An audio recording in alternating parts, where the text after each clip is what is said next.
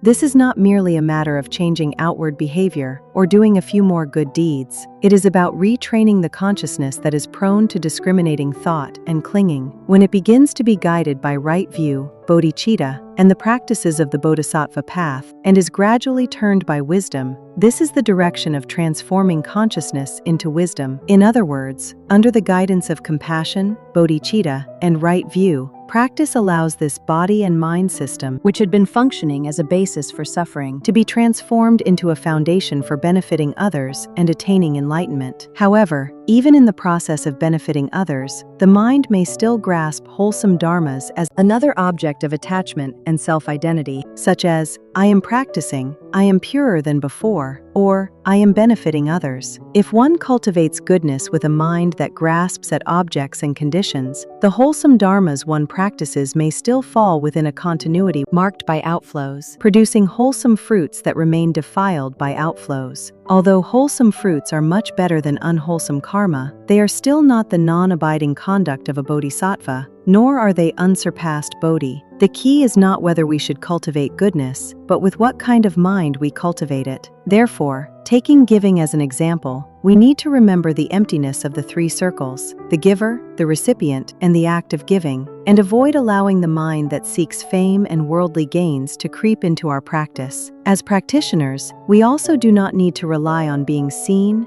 affirmed, or recognized as pure, compassionate, or truly practicing to maintain a sense of self-identity. Otherwise, this can easily become another form of attachment, making it difficult to enter the wisdom that abides neither in the mark of self nor in the mark of dharmas. In the Śūraṅgama Sutra, there is an analogy. When someone points to the moon with a finger to show it to another person, that person should follow the finger and look at the moon. But if he keeps staring at the finger and takes the finger itself to be the moon, he will never see the moon. Buddha images, sounds, Buddhist terms, sutra passages, and even many methods of practice are all somewhat like this finger. They are not useless. The question is whether we take what was originally meant to point toward reality and help us practice for liberation, and instead cling to it as though it were the final goal. The Diamond Sūtra says, even the Dharma should be relinquished. How much more so what is not the Dharma? This does not mean that we do not need the Buddha Dharma or wholesome dharmas. Rather, it means that all our attachments must be completely released, with nothing left behind. Even the Dharma must not be clung to. This is precisely what is meant by, all phenomena are empty in their very nature and ultimately unobtainable. And this is the true reality that we must see clearly. Chill life, where clarity deepens with every return.